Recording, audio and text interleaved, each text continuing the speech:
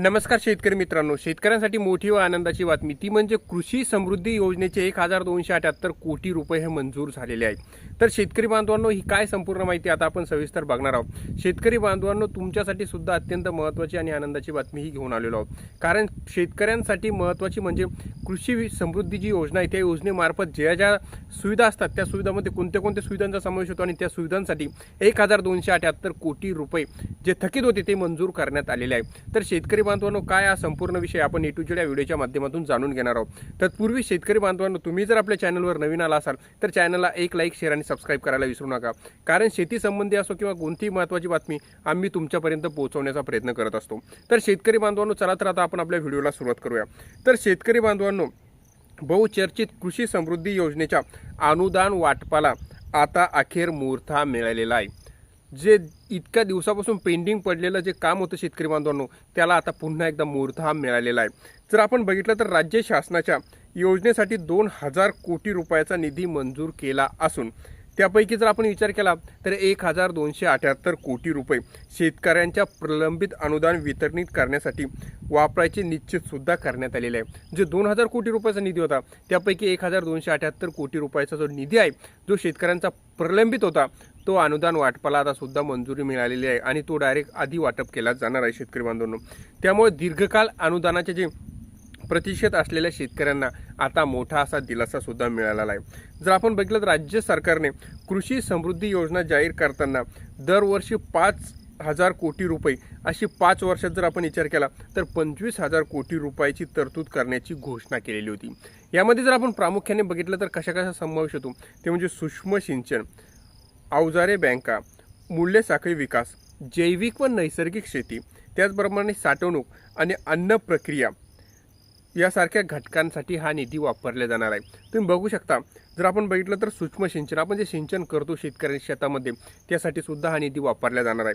त्यानंतर अवजारे बँका, शेतीसाठी लागणारे अवजारे जे आहे त्यासाठी सुद्धा हा निधी वापरला जाणार आहे। त्यानंतर मूल्य साखळी विकास यासाठी सुद्धा हा निधी वापरला जाणार आहे आणि जैविक व नैसर्गिक शेती करण्यासाठी सुद्धा या निधीचा शेतकऱ्यांसाठी उपयोग सुद्धा होणार आहे। या सर्व गोष्टीसाठी आणि जर महत्त्वाचे बघितलं साठवणूक आणि अन्न प्रक्रिया, आपण जर बघितलं तर बऱ्याच ठिकाणी अन्न प्रक्रिया आणि साठवणुकीसाठी जागा नसते, त्यासाठी सुद्धा हा निधी वापरला जाणार आहे। जर आपण बघितलं मात्र गेल्या वर्षभरात या योजनेसाठी प्रत्यक्षात निधी उपलब्ध न झाल्याने अनुदान वाटप हे ठप्प झालेलं होतं। आपण जर बघितलं तर मागे हा निधी थांबलेला होता, त्यामुळे अनुदान वाटप हे ठप्प झालेलं होतं। परंतु आता पुन्हा एकदा हे अनुदान वाटप हे सुरू झालेलं आहे। त्याच्यानंतर जर बघितलं आपण दरम्यान निधी उपलब्ध होईल या अपेक्षावर राज्य सरकारने विविध योजनांची उद्दिष्ट सुद्धा वाढवण्यात आलेली होती। मोठ्या प्रमाणात जर आपण बघितलं शेतकऱ्यांना पूर्वसंमती सुद्धा देण्यात आलेली होती। त्यानुसार अनेक शेतकऱ्यांनी कृषी अवजारे असो व साहित्यांची खरेदी सुद्धा केलेली होती। मात्र निधी न मिळाले, अनुदान रखडले होते, त्यामुळे शेतकरी अडचणीत हा सापडलेला होता। हा जर आपण बघितलं हा प्रश्न वारंवार विचारण्यात सुद्धा आलेला होता। थकीत अनुदानाला सुद्धा आता प्राधान्य देण्यात आलेलं आहे। कृषी विभागाचे उपसचिव प्रतिभा पाटील यांनी सांगितलेल्या माहितीनुसार जर आपण बघितलं चालू आर्थिक वर्षात 2026-27 कृषी समृद्धी योजनेची अंमलबजावणी करण्यास शासनाने सुद्धा मान्यता दिलेली आहे। विभागीय सूत्रांनी दिलेल्या माहितीनुसार मंजूर झालेल्या 2000 कोटीपैकी सुमारे 63% निधी प्रलंबित अनुदानासाठी वापरण्यात येणार आहे। यातील सुमारे 998 कोटी रुपये कृषी यांत्रिकीकरणाच्या थकीत अनुदानासाठी खर्च केले जाणार असल्याची सुद्धा माहिती आहे। तसेच मुख्यमंत्री अन्न प्रक्रिया योजनेसाठी 20 कोटी एवढा निधी हा खर्च केला जाणार आहे।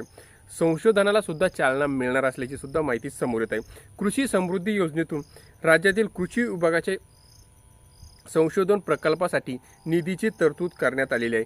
पहिल्या टप्प्यात जर आपण बघितलं तर कृषी संशोधनमध्ये 72 कोटी निधी संशोधन व विकासासाठी मंजूर करण्यात आलेला आहे। निधी अभावी रखडलेल्या विविध संशोधन प्रस्तावाला त्यामुळे गतीसुद्धा मिळणार असल्याची अपेक्षा व्यक्त होत आहे। प्रत्येक वर्षाचा निधी मर्यादित असला तरी पुढील काळात आर्थिक भरीव अधिक तरतूद मिळेल अशी अपेक्षा कृषी विद्यापीठातील संशोधकांनी सुद्धा व्यक्त केलेली आहे। तर ही होती शेतकऱ्यांसाठी महत्त्वाची व आनंदाची बातमी। तर शेतकरी बांधवांनो, तुम्हाला माहिती कशी वाटली? माहिती आवडल्यास चॅनलला लाईक, शेअर आणि सबस्क्राईब करायला विसरू नका। धन्यवाद।